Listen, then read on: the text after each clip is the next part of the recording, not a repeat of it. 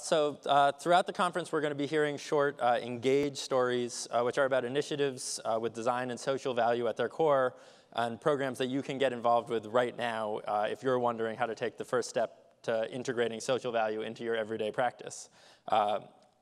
So these programs are all sort of set up to show you how to do that if you don't know how.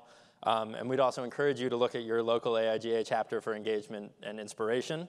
So we're going to get started with the first one. First, we're going to see a brief video about youth design and then hear from its founder, Denise Korn. Youth Design is a committed nonprofit opening career pathways for talented urban youth. We believe that every student should have the opportunity to turn their untapped creative talent into a vibrant career path.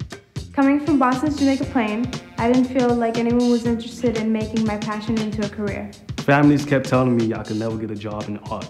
I was given all the tools, but nobody ever showed me how to use them. Growing up in Dorchester, the design world didn't exist. I come from a place where my exposure to things was really limited. By building powerful connections directly between youth designers and the world's best designers, we believe the active engagement of the design community is an essential piece to propelling youth designers forward to realize their dreams.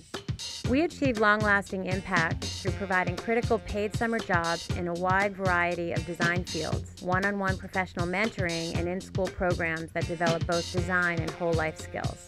Youth Design showed me the possibilities. Youth Design showed me the possibilities. Now I'm a youth designer. Now I'm a youth designer. Now I'm a youth designer. Youth Design showed me the possibilities, and now I'm a youth designer. To learn more about youth design and how you can establish a personal connection to our extraordinary group of youth designers, visit us at youthdesign.org.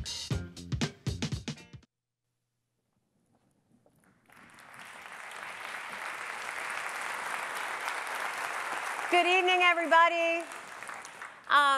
Thank you so much for traveling to San Francisco for a couple of days together to talk about some really serious issues that we can all play a serious role, and a central role in as change agents through the lens of design.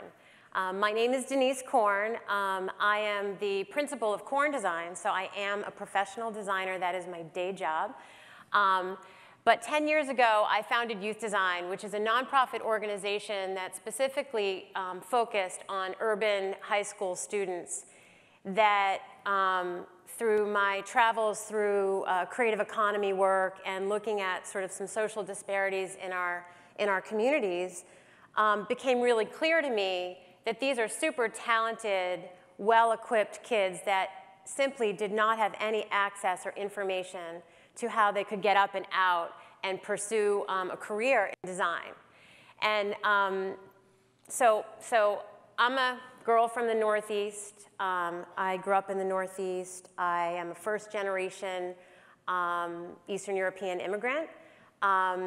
I pursued a career in design, but I didn't even learn about design until about my third year in college myself. And I was raised with sort of an ethic that we aren't alone in the world, that we are here to sort of be a part of a bigger and a broader community. And so that was what was behind me, along with a really great family infrastructure and support system that propelled me forth into college and to pursue design. And as I started on that journey, I started to discover what the world of design looked like as a woman starting a company in a New England city. I started to get frustrated with the attention that was not paid to sort of the creative sector and the vibrancy of the creative community.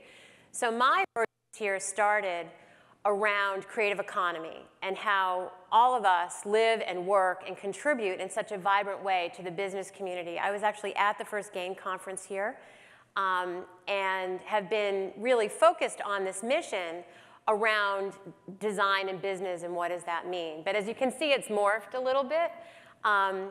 I think this notion that the role that designers can play, not only in business, but in the world, is really powerful. So I'd like you to move into a mindset that I'm talking to you each as individual people, as human beings. And the work that we do with youth design is about human capacity for goodwill.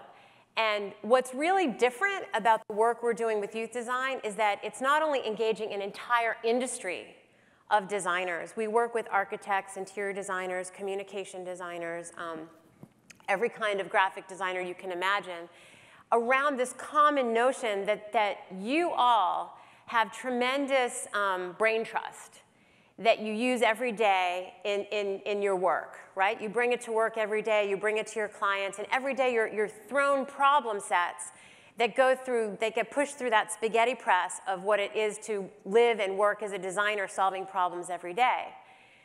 And what I'm asking you to think about is, in your world, in your nook or hole, whatever it is that you do every day as a professional person, as a citizen of humanity, as a member of a community, think about what you could do in terms of engaging and touching the next generation. I would love nothing more than to stand on this stage 2 years from now and have incubator sites working all over the country. This started as a program, as an idea. I had the simple idea that if we just identified talented urban kids that were getting lost along the shuffle, that slice of our population that aren't like the athletic, football stars, and they're not the math geniuses, but they're super creative, that are really involved in a lot of the arts programming that's happening around the country, but they need to work, and they don't really know why they're in school, and they don't know why they need to graduate high school. They certainly aren't thinking about pursuing a career in design that requires a college degree. It's all about equity and access. There's a huge, huge disparity for these kids about how to get there and why, and how that relates to their day job. So back to you and your world. I encourage you to get up and out. Robert Fabricant mentioned working with community leaders. These are some of the most powerful people that I've met in my whole career. My company is now 20 years old. I've been around the block a few times. But when you go into the neighborhoods and you do real talk with real people, you as designers have a tremendous amount of power to give back and to drive change. We've been doing this work with youth design now for 10 years. This is our 10th anniversary. Along with support from SAPI, Ideas That Matter, and from the NEA, we're launching a national rally for change.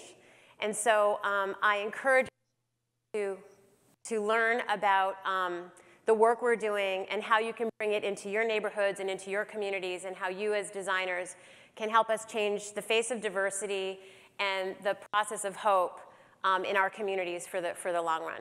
Thank you very much.